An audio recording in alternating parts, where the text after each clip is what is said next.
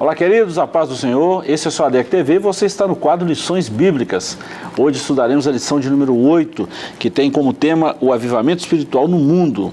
O texto áureo está no livro de Ezequiel, capítulo 47, versículo 5, e está escrito assim: E mediu mais 1000 e era um ribeiro que não podia atravessar, porque as águas eram profundas, águas que se deviam passar a nado, ribeiro pelo qual não se podia passar. Verdade prática.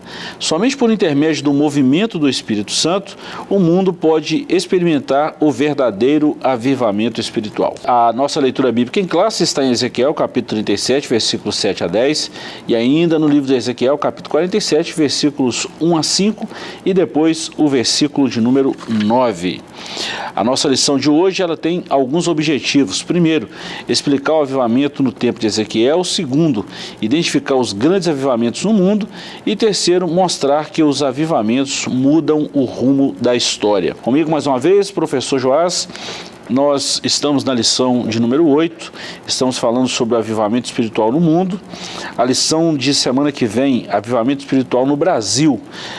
Primeiro isso surgiu, assim, em boa parte da Europa, né, o reavivamento. Mas antes, bem antes, né, a gente já citou aqui alguns avivamentos bíblicos. Eu lembro que você já falou em lições anteriores que houve pelo menos 12 momentos de avivamento no Antigo Testamento. E um deles nós vamos tratar agora, que foi de Ezequiel. Professor, essa lição, quando a gente fala assim, abrangendo todo o mundo, a gente vê a grandeza de Deus, a soberania de Deus e a ação magnífica do Espírito Santo. É uma lição maravilhosa, né? Com certeza. E nós vamos revisitar aí, né, o avivamento que Deus prometeu a Ezequiel, né? E a gente tem aí uma playlist aí no canal, né, do trimestre passado ainda. Nós falamos nas últimas lições, principalmente, né, sobre esse avivamento que começaria em Israel, né, e alcançaria o mundo. E a gente já comentou aqui que esse é o tema do grande avivamento mundial que acontecerá no final, né, da história. E hoje a gente vai relembrar isso aí e vai falar também de alguns avivamentos que ocorreram ao redor do mundo, né, que são sempre lembrados quando se fala de avivamento. Né? É impossível falar de avivamento, não lembrar de Azusa, né, por exemplo, e de outros avivamentos aí, como o País de Gales, né? A gente já até citou alguns aqui em aulas anteriores, né? Então vai ser uma lição muito boa. Muito bom. Professor, vamos na nossa introdução, que a gente vai falar aqui o avivamento no tempo de Ezequiel, capítulo 1. Segundo, grandes avivamentos no mundo. E terceiro capítulo, os avivamentos mudam a história. Eu achei muito legal esse capítulo terceiro aqui, quando os avivamentos mudam a história, porque onde o avivamento chega, muda tudo na sociedade. Isso é um fato muito importante de se destacar, né? Sim, é muito interessante. E como a gente viu lá na primeira lição, né, tem umas coisas que acontecem antes, né? Antes do avivamento, um período de grande crise e um arrependimento do povo de Deus, né? Um arrependimento ativo, né? Confissão de pecados, busca pela presença, né? E a gente sempre vê que essas coisas sempre antecedem. A gente viu isso nas Escrituras, Antigo, Novo Testamento até agora, né? E agora a gente vai ver nos avivamentos mundiais aí, no avivamento mundial, né? Esses avivamentos ao redor do mundo, que aconteceu do mesmo jeito, né?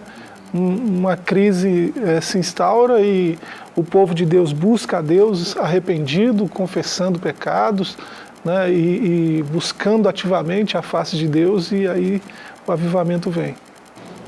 Muito bom, vamos lá, introdução. O que Deus fez no tempo de Ezequiel ainda pode fazer atualmente. Ele produziu avivamentos em várias partes do mundo, notadamente nos séculos 18 e 19. No século XX também contemplamos um grande avivamento por intermédio do movimento pentecostal. Cremos que antes da vinda de Jesus para arrebatar a sua igreja, Deus pode despertar um grande avivamento mundial. Nessa lição, a partir de Ezequiel 37 e 47, estudaremos os avivamentos espirituais que ocorreram no mundo. Professor, que Deus pode fazer, disso nós não temos dúvida. Eu até cito isso, tem muita gente que acha que os avivamentos ficaram lá para os tempos passados, né? Começou lá no Antigo Testamento, aí teve alguns períodos de avivamento, na época de Moisés, depois na época de Elias houve um reavivamento também. depois na época de Ezequiel, aí de Atos dos Apóstolos, aí depois veio no período da igreja primitiva, aí ficou um tempo, aí depois veio na Reforma em 1517 e depois veio no século 19 e 20, principalmente o avivamento em 1892, 1897 por aí, que desagou em 1904 no avivamento País de Gales e depois em 1906 na Rua Azusa. Então quem fala de avivamento, acredita que o avivamento ficaram restritos a esses tempos, mas, professor, eu creio que Deus está agindo nos nossos dias atuais.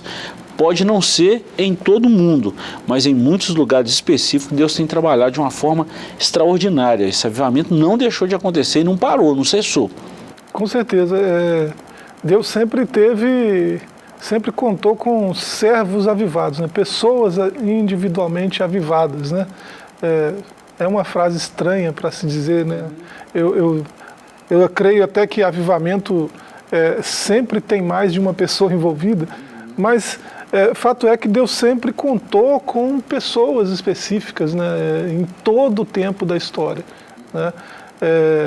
Mas a partir desse final do século XVIII, aí, século XIX, né, esses avivamentos foram se expandindo, né, de uma comunidade pequenininha, de uma pessoa, de uma comunidade pequenininha, e foi se espalhando, né, enviando missionários para o mundo todo, né, e a gente anseia por ver isso acontecendo de novo, né, nesses moldes que aconteceu aí no século XIX, né, no final desses séculos aí, né, séculos passados, 1906, né, parece que está tão distante no tempo, mas se tratando de história, né, isso não tem tanto tempo assim.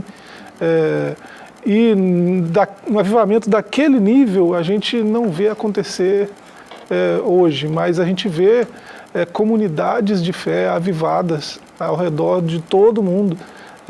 E isso é muito fruto desses avivamentos passados, né? É preciso manter esses registros, essas memórias, esses ensinamentos que ficaram, né? O aprendizado, porque a gente percebe também que há muito desvio, né? Sempre que há um período assim de grande avivamento, há muito desvio que acontece localizadamente, que acaba tomando vulto depois, né, em algum sentido.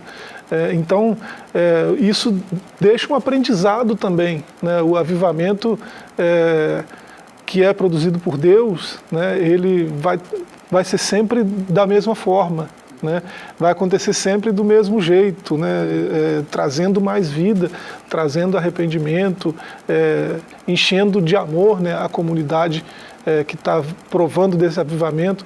E as heresias que surgem aqui e ali, as divisões que surgem aqui e ali, como a gente falou, acontecem isoladamente, né, e às vezes acabam ganhando um vulto maior aqui e ali, mas isso aí é para a gente aprender, né? Para ficar de experiência, de aprendizado para nós, de buscar o verdadeiro avivamento, né? Não se apegar às coisas falsas, avivamentos artificiais, né, produzidos por retórica, por artifícios humanos, manipulação de massa, coisas desse tipo, né? Mas buscar o verdadeiro avivamento que vem do arrependimento de obras mortas e da busca pela verdade de Deus, né, na sua palavra e na comunhão com Deus, né? Uma das coisas que você falou, professor, que nós já falamos aqui desde a primeira lição, é exatamente esse período antes desse grande avivamento. É exatamente um momento de crise, um momento de caos, e Deus sempre levanta pessoas e conta com pessoas realmente avivadas. Alguém pode estar ouvindo a gente e achar estranho a gente falar isso, né? Mas Deus conta com pessoas avivadas. E nós já falamos aqui do ministério avivado de Pedro, de Estevão, e o nosso maior exemplo, o nosso maior paradigma que é Jesus. Como que esses homens sozinhos, né, vamos falar assim, entre aspas, né? Claro que eles estão guiados e movidos pelo Espírito Santo, mas como que com essa força do Espírito Santo, poucas pessoas conseguiram fazer um movimento desse extraordinário. Deus usou para fazer esse movimento. Nós estamos precisando de mais de um movimento como esse, professor, e eu tenho orado para isso. Homens que alvoroçaram o mundo, né? Exatamente, exatamente. E começou com um, né? O avivamento, ele sempre tem esse fator comunitário, mas às vezes precisa começar em um. Né, em um homem cheio de Deus. Eu já falei isso aqui, professor, talvez a gente até bate muito na tecla, já falei muito desse avivamento aqui no País de Gales, porque é de lá que veio o avivamento da Rua Azusa. A gente cita muito o avivamento da Rua Azusa em 1906, com William Seymour, mas em 1892, já citamos aqui, ou talvez um pouquinho antes, Evan Roberts, no País de Gales. Durante 13 anos ele orou incansavelmente, ininterruptamente, e orou, e Deus enviou um avivamento.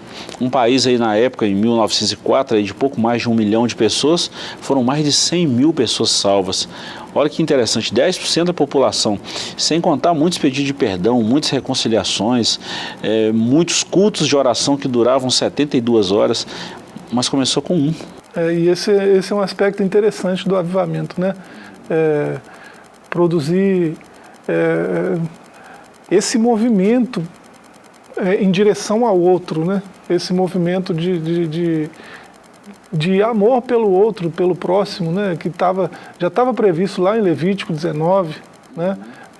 18, 19, que assim, um mandamento de amar ao próximo, né? Como a ti mesmo. E Jesus relembra isso no Sermão do Monte, dizendo para aqueles ouvintes que eles estavam ouvindo errado, né? Porque os religiosos sempre dão um jeito de acrescentar alguma coisa, né? Colocar algum aparato no que Deus falou para aquilo parecer mais agradável, para parecer mais humano e coisas desse tipo. E a verdade de Deus não precisa disso. Né? Então, o amarás o teu próximo, eles acrescentaram, aborrecerás o teu inimigo. Que acréscimo esquisito, né? Que não encontra respaldo em nada na Escritura, mas era um acréscimo que os religiosos da época faziam. E Jesus teve o cuidado de corrigir isso, né? Vocês ouviram isso aí, né? Mas eu, porém, vos digo, né? Orem pelos que vos perseguem, que vos maltratam, amem os seus inimigos, né? Cuida daquele que te aborrece, né? É mais ou menos isso que ele estava dizendo, né? Olhe um pouco mais de perto, né? Aquele que está te perseguindo, né? E cuida dele. Direciona esse amor que você recebeu para além de você, né? Era o que Jesus estava ensinando. Então, um avivamento verdadeiro, genuíno, sempre vai produzir isso, né? No sentido do que o senhor acabou de falar aí, pessoas perdoando assim, né? O perdão é sempre uma graça, né? Algo que custa muito, às vezes, para quem está perdoando, porque abre mão de receber uma dívida, né? Seja que tipo de dívida for. Né? Então, isso só quem ama faz essas coisas. Né? E é impossível falar de avivamento sem falar dessas raízes, né? Que já estavam presentes, a gente já viu aí, nas 7 lições anteriores, já estava presente lá na antiga aliança, no antigo concerto. Professor, nesse capítulo 1 aqui, nós já citamos aqui, já estudamos um trimestre inteiro sobre esse capítulo 1 de Ezequiel, 37 e 47. Eu vou só dar uma citada nesses pontos aqui. Você já falou da nossa playlist aqui no canal. Eu quero te convidar, você que está ouvindo a gente aí, a dar uma conectada lá, dar uma ida no YouTube, a DEC TV, e dá uma olhada na playlist aí do trimestre passado. No último trimestre, o 4º trimestre de 2022, nós estudamos o livro de Ezequiel todinho. Então agora, professor, nós vamos falar o seguinte: avivamento no tempo de Ezequiel. Primeiro, a calamidade e restauração de Israel. Segundo, um vale de ossos secos. E terceiro, o rio das águas purificadoras. Nós já falamos muita coisa sobre isso, mas nós vamos dar só uma pincelada aqui. Existiu o caos. Houve o desvio doutrinário teológico. Quando a gente fala doutrinário, o povo afastou de Deus, e o desvio teológico, eles não queriam mais a palavra de Deus, viraram as costas, preferiam seguir outros deuses. Eles ficaram como um vale de ossos, que Ezequiel chama no capítulo 37, sequíssimos, ou seja, estavam com o coração duro, já tinha perdido tudo isso aí, só estava os ossos mesmo, né? Isso se trata da casa de Israel, mas eles foram restaurados e Deus ainda, com sua infinita bondade e misericórdia, ainda renovou esse povo e trouxe um reavivamento para aquela nação.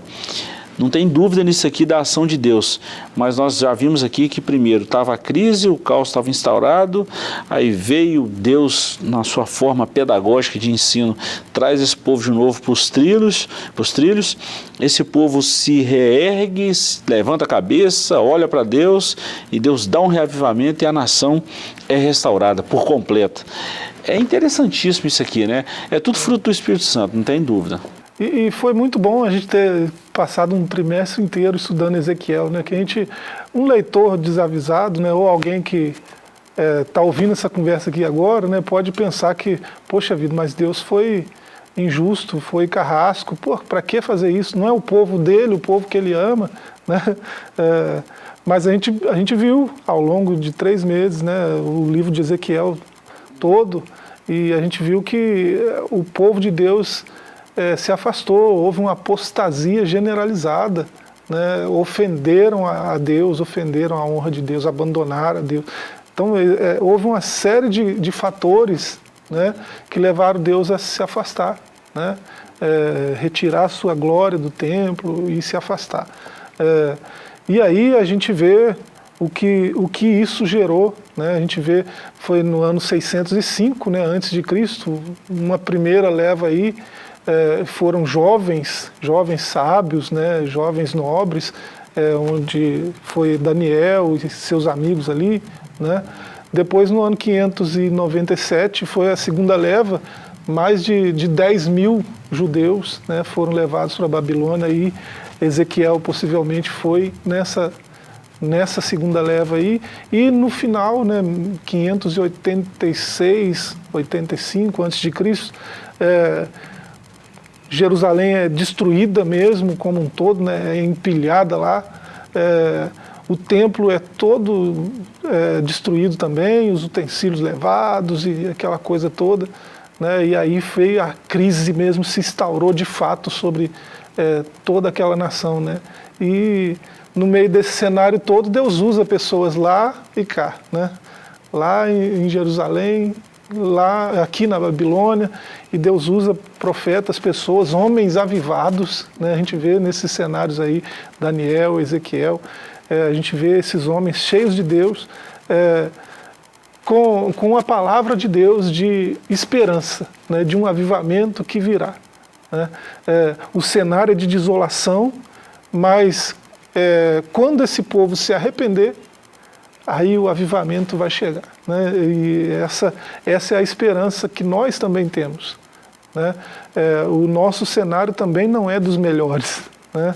Há também em nosso meio muita apostasia, né? Mas quando a gente se arrepender, a gente não é esperar de fora, né? Não é esperar de governos, de doutores, né? De mestres, não é esperar de pregadores, não, quando a gente, como igreja, né, se arrepender, aí o avivamento vai vir de fato, né? É possível ter um grande avivamento no final dos tempos? É possível. Se houver aquele mesmo arrependimento, haverá o mesmo avivamento. É interessante, professor, antes de a gente fechar esse primeiro bloco aqui, é que o avivamento depende do arrependimento. E nem tanto do mundo, mas da igreja, do povo de Deus. Tem que se arrepender é o povo de Deus, né? Dá para a gente pensar e repensar muita coisa sobre esse avivamento que a gente tanto fala e que tanto anseia. Tem muita gente equivocada, né? Porque tem gente que pensa assim, vou esperar o mundo se converter ou pedir... Não, isso não vai acontecer. É o povo de Deus. Se o meu povo se humilhar, orar, buscar minha face, converter dos seus maus caminhos, eu ouvirei do céu, perdoarei os pecados, sararei a terra. É isso aí. E haveria várias promessas linkadas aí a esse quebrantamento de espírito. Avivamento é isso aí, né, professor? Um quebrantamento, se dobrar ao Espírito, se entregar a Deus, é por aí, né? A vida vem quando a gente se rende, se dobra, né, àquele que nos comprou, né, com um preço muito alto. Verdade. Dá uma segurada aí, professor. Estamos indo para um breve intervalo, voltamos já com o segundo bloco dessa lição maravilhosa.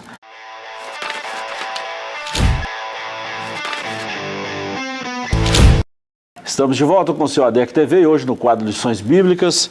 Lembrando que estamos estudando a lição de número 8, Avivamento no Mundo.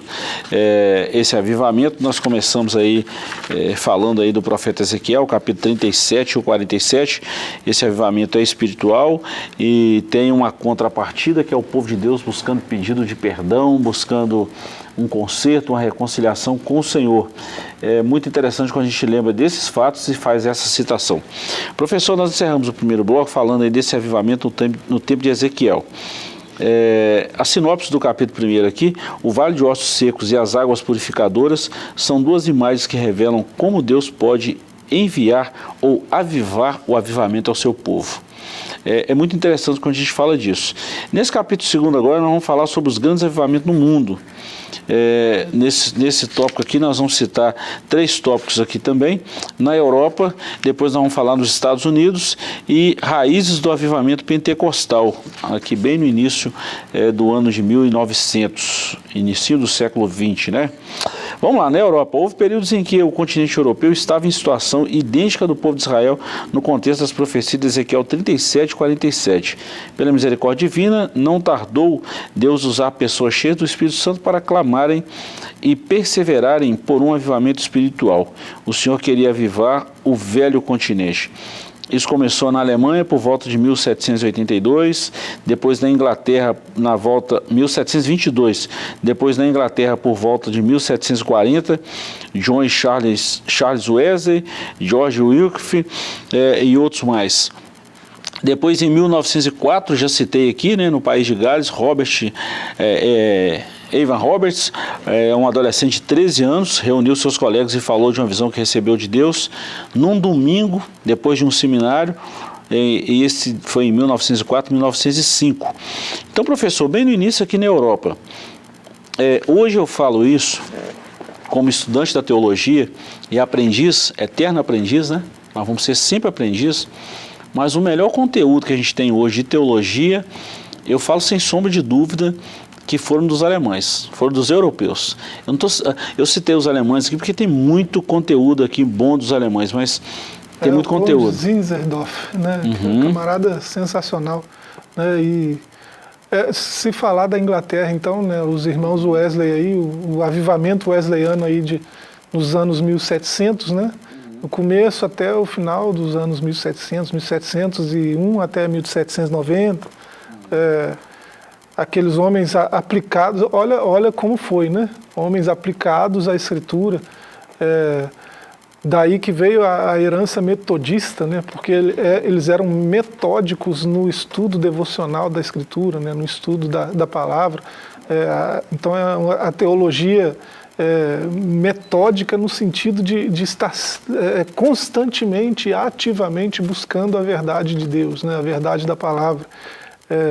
Então são aqueles homens que a gente fala que Deus sempre os teve, né, no decorrer da história, homens avivados, né, que provocaram avivamento de forma comunitária, porque se encheram de Deus, né, na sua busca, acabaram se inflamando desse avivamento e contagiando quem estivesse perto, né? E George Whitefield também. Professor, é uma pergunta que não quer calar, né? Eu estou falando por mim, eu não falo pelos outros.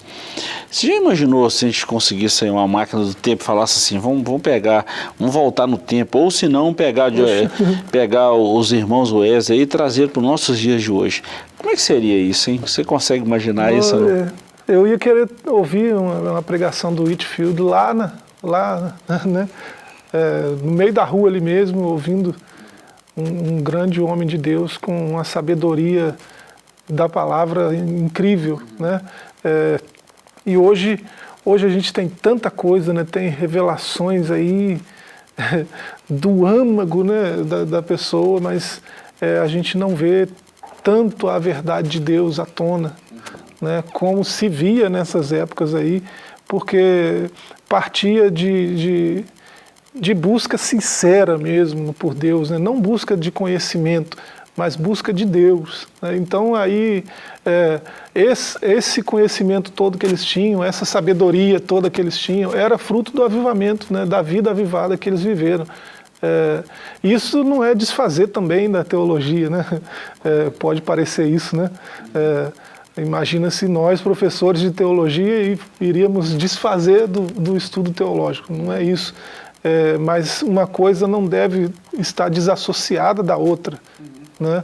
É preciso buscar o conhecimento, mas no mesmo nível buscar também a graça, né, de Deus, o avivamento, né, que a palavra produz, porque senão vai parecer revelação absurda, mas sem a graça, sem a transformação que o avivamento produz, que o Espírito produz, né, vai ser só bonito de ouvir. Professor, é muito legal quando a gente consegue, por exemplo, nós hoje voltar no tempo, voltar lá em 1700 ou 1900 e poder escutar esses homens, né? Se a gente pudesse fazer isso, esse é pensamento, professor. A gente precisa deixar isso bem claro, Poxa, né? já Deixar bem claro. Mas imaginou pegar esses homens no contexto deles hoje e trazer para o nosso tempo também, com tanto entretenimento, com tanta coisa, vamos dizer assim, não é que na época não tinha, mas hoje nós temos muito mais, com o advento da internet, com tanto entretenimento, com os valores invertidos, né? A gente buscando mais coisas do que pessoas, coisas está tudo errado, o nosso coração está mais em coisas do que em pessoas. Como é que seria a reação desses homens? Eu estou falando pelo comportamento deles lá. Eu tenho a impressão, né, que se fosse lá, pegasse o George Whitefield, né, colocasse ele no DeLorean, né, já que nós estamos viajando, sim, vamos viajar, viesse para cá, né, colocasse ele ali na Praça das Palmeiras, né, eu tenho a impressão de que faria um pouco caso dele, né? Um homem dessa envergadura, dessa estatura espiritual, né? Faria um pouco caso, né? Ele podia usar o mesmo estilo que ele usava lá, ir para a rua, ir para a praça, pegar qualquer caixote de madeira e subir em cima e falar da verdade de Deus. Se ele fizesse isso aqui, eu acho que ele faria um pouco caso, porque ele não estaria com um aparato de pregador, né? Com uma indumentária de pregador, né? Com aparato tecnológico que os pregadores têm hoje. Ele não estaria com isso tudo, então não chamaria a atenção de ninguém, porque parece que é isso que as pessoas estão buscando hoje, né? E o que ele tinha era muito mais valioso que isso, que era a verdade de Deus. Bom, professor, é nesse ponto aí que eu queria exatamente que chegasse aqui, porque esses grandes avivamentos que nós vimos aqui na Alemanha, né, que nós estamos aqui na Inglaterra e também no país de Gales, eram totalmente ao inverso do que nós estamos chamando de avivamento hoje. É exatamente isso. Aí vem a pergunta, os homens mudaram, os tempos mudaram, as ferramentas mudaram, mas e Deus mudou? Pois é. Por que nós não vemos com tanta frequência o que esses homens viram? Parece que foi... vamos fazer uma aplicação de um texto aqui, Mateus 24:12, né? Por se aumentar a iniquidade, o amor iria esfriar. E o amor é a base de tudo. Pelo menos é o que eu percebo, professor, pela Bíblia e também pelos tempos. Quero até aproveitar, você que está assistindo a gente aí, deixe seu comentário também. Você sente dessa mesma forma? É isso mesmo? Você tem esse mesmo sentimento que nós estamos falando aqui? É uma pergunta que pode ser aberta, né, professor? Isso vale um painel teológico, hein? Eu gostaria de ver essas respostas aí, esses questionamentos aí na rede mesmo, né? Seria interessante. Qual igreja que nós queremos hoje, né? Nós queremos uma igreja avivada, mas que tipo de avivamento, né? O que isso implica, né? Dizer que eu quero ser uma igreja avivada implica em dizer o quê? E fazer o quê, né? Então é uma reflexão muito boa. Vale a pena. Vamos lá, professor, nós falamos aqui na Europa. Agora, nos Estados Unidos, nós temos aí muitos movimentos, né? Charles Grandison Finney, também foi um nome, Deus trouxe através dele um despertamento muito grande. E teve outros nomes também. Eles tinham uma vida totalmente diferente das vidas que nós vemos hoje em muitos pregadores, em muitos de nós pastores, muitos líderes espirituais. E para fechar esse capítulo 2 aqui, raiz do avivamento pentecostal. Aqui nós estamos falando exatamente do início do século XX, né? Isso veio lá dos Estados Unidos também, o movimento da fé apostólica, e acabou chegando aqui no Brasil. William Joseph Seymour, todos nós conhecemos, né? o W.S., William Seymour, o famoso pregador em 1906, filho de pais negros, de um lugar, nasceu em Houston, no Texas, em 1901, aliás, ele era de lá, né? Ele começou seu ministério lá, e filho de escravos, mas que tinha um chamado de Deus para esse movimento. Tinha a alma queimando do fogo de Deus, fogo quente mesmo. E o Seymour foi fruto desses avivamentos anteriores aí, né? Principalmente o movimento da fé apostólica aí. Outro Charles, né? Charles Fox, né? Fundou o Bethel College, inspirou os alunos a buscar o batismo com o Espírito Santo, né? E teve a irmã Agnes, que foi uma das primeiras a receber o dom de línguas e ser batizado com o Espírito Santo. E aí isso parece que ganhou um vulto maior, né? E vieram pessoas de outros lugares para o Bethel College, né? E lá buscaram e receberam o batismo do Espírito Santo, e o Seymour foi um desses, né? Voltou para o seu país, né, de origem, e voltou para a sua igreja, e com uma pregação lá já foi expulso da igreja. Só uma, né? A primeira pregação dele. E aí foi para a Rua Azusa, né, e fundou lá. Começou a reunir um povo lá, e as reuniões começaram a ser muito diferentes do que se via naturalmente, normalmente, né? Imagina gente flutuando, gente, né, falando outros idiomas sem nunca ter estudado e coisas desse tipo, né? Gente tocando piano sem nunca ter feito nem aula de canto, aula de música nenhuma. Então essas coisas começaram a se espalhar, né, a notícia, e aquele movimento ganhou um vulto muito grande, e dali saíram missionários para todo lugar do mundo. Né? Não foi só para o Brasil, não, para todo lugar do mundo. A gente vai ver que os que vieram para cá também são fruto dali, né, daquele movimento. Na lição de número 4, nós falamos do Ministério Avivado de Jesus. O que eu achei muito importante é que Jesus deixou o modelo. O Ministério Avivado, que é o nosso paradigma, já falei isso aqui não sei quantas vezes, já falou inúmeras vezes também. Mas Jesus deixou o modelo de oração, de perdão, de companheirismo, de amor, e mais uma outra série de coisas. Professor, esses homens repetiram o que Jesus fizeram. Quando eu falei de oração e jejum, consagração, agora voltamos aqui para os Estados Unidos, em 1901, com William Seymour. Conta-nos a história que o William Seymour começou a orar 2 horas por dia. Já é um diferencial muito grande, que hoje a gente tem dificuldade de orar 10 minutos. Eu costumo olhar na igreja pessoas que chegam, dobram o joelho, daqui a 30 segundos já está levantando, sentando, e o culto vai começar daqui a meia hora ainda. Como nós vamos querer um avivamento se a gente não ora? Falar em jejum nessa geração de hoje está uma coisa assim absurda, porque jejuar, tem até o jejum que ajuda na perda de peso aí, me fugiu o nome agora, né? O jejum intermitente. Isso, intermitente, obrigado por lembrar. Esse jejum ainda é muito comentado, mas assim, não é o jejum bíblico, não é aquele jejum modelo bíblico. Então isso aí tem um fim, né? tem um objetivo, que é perder peso, mas não é aquele jejum de consagração, que a gente precisa falar disso também. Então hoje, ora-se pouco, jejua-se menos ainda. Conhecimento da Bíblia, hoje pode contar nos dedos os cristãos que têm contato com a Bíblia todo dia, ou que já leram a Bíblia toda, ou que têm um período devocional pelo menos 10, 15 minutos por dia, mas a gente faz tudo o contrário. Estou falando nós, né? Por exemplo, hoje nós brasileiros somos o povo que mais ficamos em rede, em internet, conectados, em média aí 8 horas no mínimo por dia. Se a gente for dividir o dia em 3 vigílias, né, em 3 tempos, 1/3 do nosso dia nós ficamos conectados.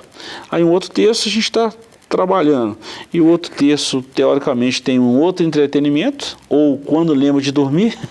Então, quando é que nós vamos ter tempo para orar, para jejuar, para pedir perdão, e a gente quer viver o avivamento? Será que não está na hora da gente mudar isso não, professor? E a gente vive numa correria que a gente, às vezes, se auto-engana, né? Não, poxa, essa semana eu fiquei em média 4 horas na internet, no YouTube, no Spotify. Mas deixa eu ver aqui, não. Eu estava ouvindo podcasts gospel, eu estava ouvindo teólogos no YouTube, então eu estava consumindo teologia, isso vale como devocional também. A gente vai se enganando, né? Aí você vai ver a teologia que está sendo consumida, esse pessoal da reformodinha, né? Que faz chacota com o Espírito Santo, com o mover do Espírito, né? Que, não, ficar cheio do poder de Deus, falar em outras línguas, profetizar, isso aí era coisa para os apóstolos, né? O chique, a gente é chique, a gente não tem isso, né? O top nosso é falar de filmes da moda, falar de seriados tops, né? Para que falar falar em outras línguas? Vamos falar de Star Wars, né? Para que falar de outras línguas? Então, para que falar de mover do Espírito, se a gente pode falar de arte, de música contemporânea, de dança, né? Vamos buscar essas outras coisas, e aí fazem chacota com quem busca o Espírito Santo. Né? Fazem chacota, zombaria. E aí o crente pentecostal está consumindo esse tipo de coisa e acha que isso não está prejudicando em nada, acha que ele está consumindo devocional, que ele está consumindo teologia. Né? Então é preocupante, né? Os nossos tempos são dias maus, e a gente precisa buscar o genuíno avivamento. É o que a gente tem falado aí desde o começo do trimestre. Né? Verdade. Professor, a gente vai encerrar a nossa lição de hoje, mas antes a gente precisa falar dos avivamentos, que os avivamentos mudam a história. Eu quero falar isso aqui em 2 tópicos apenas, a gente encerra aqui. Impactos no mundo e a geração depois dos avivamentos. Não precisa nem falar, todo mundo recebe o impacto desse avivamento. A gente viu isso em 1906 nos Estados Unidos, viu antes em 1904 no País de Gales, viu um pouquinho antes no século XVI e XVII em outros países da Alemanha, em outros países da Europa, né, igual a Alemanha, Inglaterra e outros países mais. E a gente vê isso hoje também nas sociedades, algumas comunidades que a gente vive. Quando o Evangelho chega e traz um avivamento consigo, o Espírito Santo traz um avivamento, o impacto é muito perceptível, palpável, mensurável, onde essas pessoas vivem, onde essa comunidade está inserida. Isso eu estou falando de uma comunidade chamada igreja. Onde essa igreja está inserida, os impactos são reais, são mensuráveis, palpáveis e não tem o que se duvidar. Né? Agora, o que mais me preocupa é a geração depois desse avivamento, professor. Porque pega um negócio muito fácil e quando a gente pega um negócio muito fácil, isso assusta a gente. É só olhar para Azusa, né? Você percebe que Deus está começando um movimento, né, onde a sua vontade predomina. Né? Como que é o culto?